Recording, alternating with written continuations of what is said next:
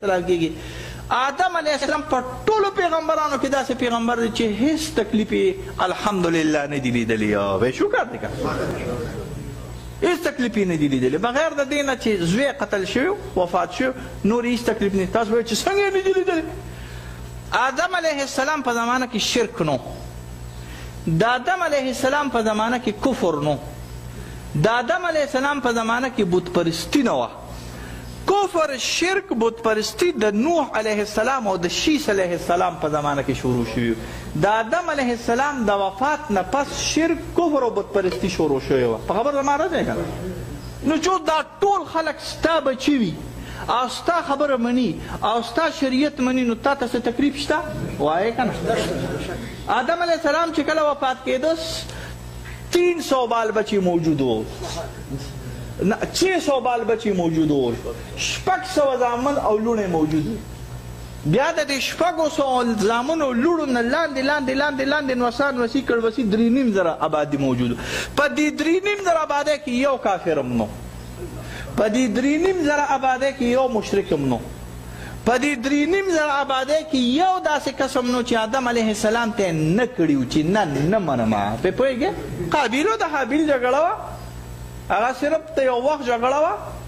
بیا چې هغه جګړه ختمه شوه قابیل په خپل فعل باندې دونه زیاته ملامت او چې توبه یې ویستله. دا ګوره یاد ساتئ د رور دا لاش په یې چولې وګرځېده به توبې به د الله په دربار کې ایستلې چې څه شوي او هغه شوي. خو بغیر د دې یو زوی نه ماسیوا د آدم علیه السلام په کورنۍ کې یو کس داسې نو راغلی چې آدم علیه السلام ته یې ویلي چې نه نو چې ستا 3.5 بچي او ټول د مطیع او اطاعت ګزاري نو د باچۍ ژوند دې شته او که نه شته که نو په آدم علیه السلام باندې تکلیف کم و. د دعوت او د تبلیغ او د ارشاد او د منصب نبوت متعلق تکلیف ورته نه دی رسېدلی. نو چې تکلیف ورته نه دی رسېدلی نو کومو پیغمبرانو ته چې تکلیف رسېدلی د هغوی مرتبه پې اعلی ده. نو ځکه اولنی چې کته جنت دی یا کته اسمان دی هغې کې ملاقات د حضرت آدم علیه السلام سره کېږي. پې پوه شوې که پې نه پوهېږي. دویم نمبر د هارون علیه السلام سره یوسف علیه السلام سره. یوسف علیه السلام چې کله د الله پیغمبر صلی الله علیه وسلم ولید په سر مې سخت درد دی او بیا راکوشو نو یوسف علیه السلام له الله تعالی شطر الحسن ورکړی د دنیا د حسنونو د جمالونو د ښایستونو نه وله الله تعالی ډېره حصه ورکړې وه. موږ یې ترجمه په څه سره کوو؟ ډېره حصه. دا چې یو کم سل کرته دا د علماو ثقو علماو اقوال راغلی دي چې 99% حسن الله تعالی یوسف علیه السلام له ورکړی دا 1% الله تعالی په دې ټولې دنیا کې تقسیم کړی. بیا د هارون علیه السلام سره ملاقات کوي. بیا په انبیو کې یو پیغمبر ادریس علیه السلام. ادریس علیه السلام جبرائیل علیه السلام راغی دی. ادریس علیه السلام ته ویلي جنت ته خو مردن نه کړه، مړ شوی نه دی، ښه وفات شوی نه دی. وی لاړ به شو جنت ته. جنت ته وګرځو راګرځو چې بیا وخت تېر شو ته وایي زه چې ځو که نه وي دا راته چا ویلي چې تل دا چا دا پکې نه نشته ګورې ښه تلل پکې نه نشته بس چې د چا ځمکه دې ونیوله نو خو بیا به څو دې نیوله تاسو به یو خدای پاسئ بیا او حکومت هم خو ته نه شي پاسولی. وایي دا پکې چا ویلي دي چې ځو به. وایي ولې څه مقصد؟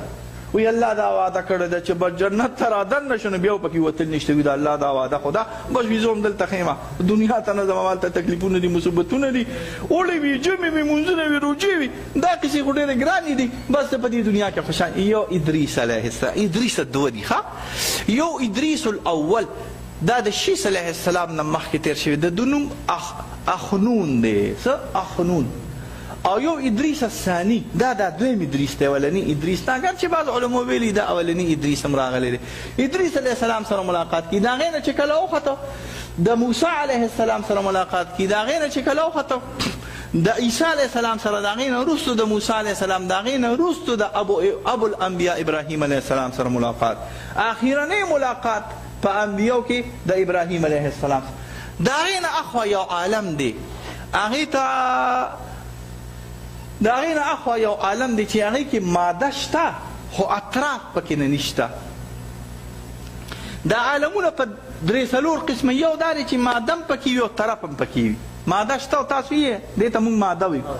طرف پکې شته او کو نشته او دا خیر دی دا ګس دی دا مخامخ دی دې ته موږ ناسوت وایو. څه وایو ورته؟ ناسوت. د دې نه پورته یو عالم دی چې هغې کې ماده نشته خو اطراف پکې شته. زما په خبرو پوهېږې؟ ماده پکې نه نشته، مجردات دي، ارواح پکې اوسي او فرشتې پکې اوسي یا نور اشیا دي. هغې کې ماده نشته خو طرفونه پکې وي. پته لګي چې دا ښې طرف دی، دا ګس طرف دی، دا مخه ده، دا شا ده، دا پورته دی، دا ښکته دی. دې ته مونږ ملکوت ویو. څه ورته ویو؟ ملکوت.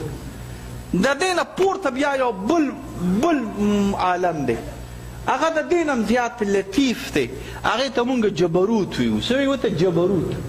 دا صفه ذات مع صفه. د هغې نه اخوا بیا د لامکان عالم دی چې عرش ورته وي، هغه ذات الله شروع کېږي.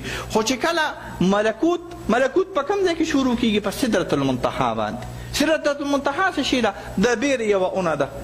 نو ته وایې چې د بیرې اونه ده، نو بیرې اونه خو زموږ په میره کې دونه ولاړې دي. دا ستا د میرې د بیرې اونه نه ده راغلې. حدیثو کې راغلی دي د برکت او د خیر د بیرې اونه ده په تیاره کې دا پاڼې داسې پړقار کې د نور د اظهار د وجې نه په لکړو کروړونو پاڼې پکې نه موجود دی. هغې ته څه ویل کېږي؟ سدرة المنتهی.